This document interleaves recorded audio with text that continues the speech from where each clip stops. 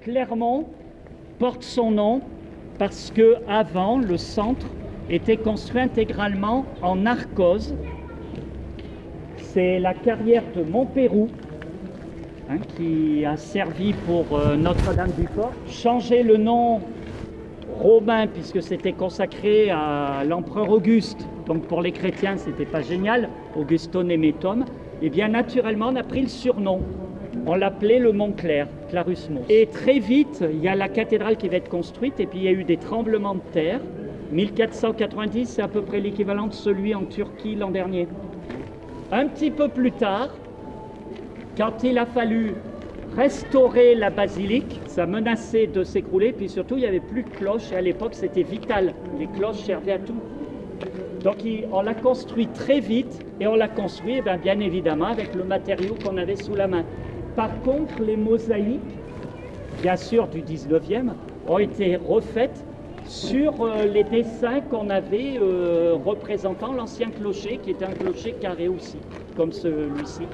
Il y a eu 50 édifices classés à l'époque, dont Notre-Dame-du-Port, et là, c'est Mérimée qui a codifié le système et il fallait reproduire. Donc on a repris le seul clocher qui avait survécu des 5 majeurs, qui était celui de Saint-Saturnin, et on l'a refait à l'identique. Mais voyez bien la taille des pierres, c'est beaucoup plus rectiligne que le clocher, beaucoup plus récent que ce qu'on voit en dessous.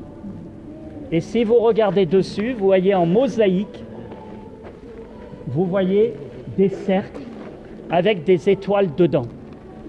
Alors le cercle, à l'époque, c'est un reste de nos traditions celtiques. Le cercle symbolise le cycle de la vie. Et dedans, il y a des étoiles. Ces étoiles, elles symbolisent justement Dieu qui vient dans ce monde. Alors vous avez 2 sortes d'étoiles.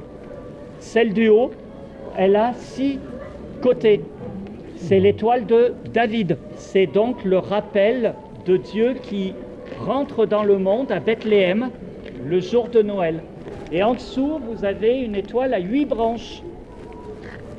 Et ça fait pas référence à Noël, et ça fait référence à Pâques. Pourquoi 8 ?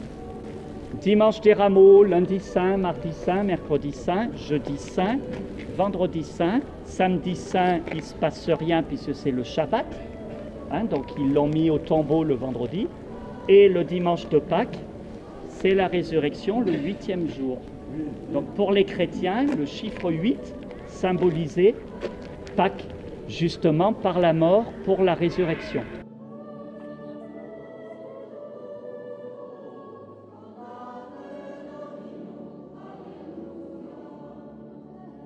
De l'édifice précédent, ils étaient probablement dans l'ancien cloître, et ces 2 personnages, en fait, ils interviennent dans tout le récit qui est au-dessus.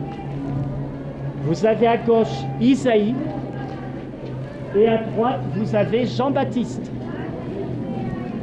Donc 2 prophètes. Alors maintenant, qu'est-ce qu'on a sur le linteau en bâtière ? La scène la plus à gauche, elle est facile à repérer. On voit donc, en effet, Notre-Dame-du-Port. La première statue était comme la Vierge d'Alom.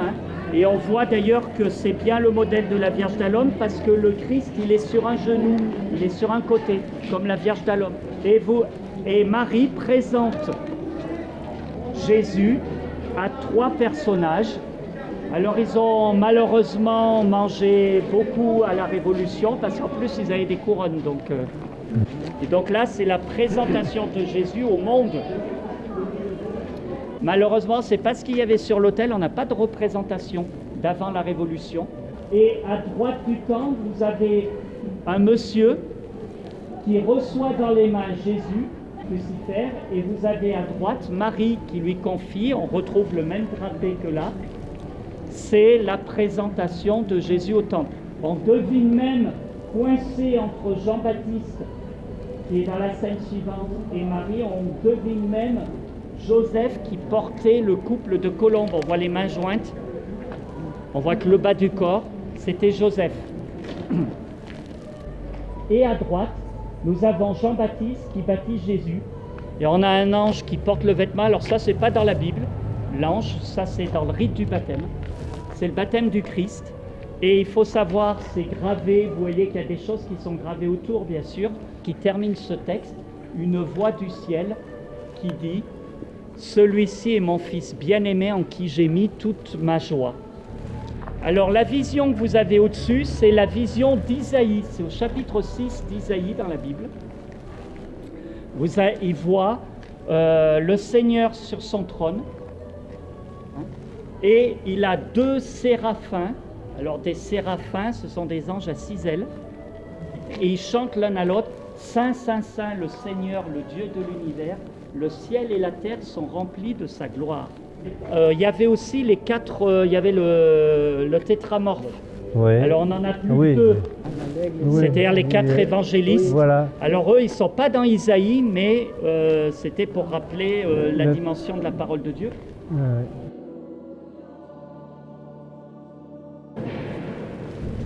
On a 3 personnages sur ce chapiteau. Alors on en a un qui est derrière, c'est un ange. Donc celui qui est en l'angle de notre côté, bien sûr, c'est Jésus-Christ. Et en face, on a un personnage qui est très sympathique. Il a une bonne tête. Il a des ailes. Mais je vous fais remarquer tout de suite qu'il n'a pas d'auréole.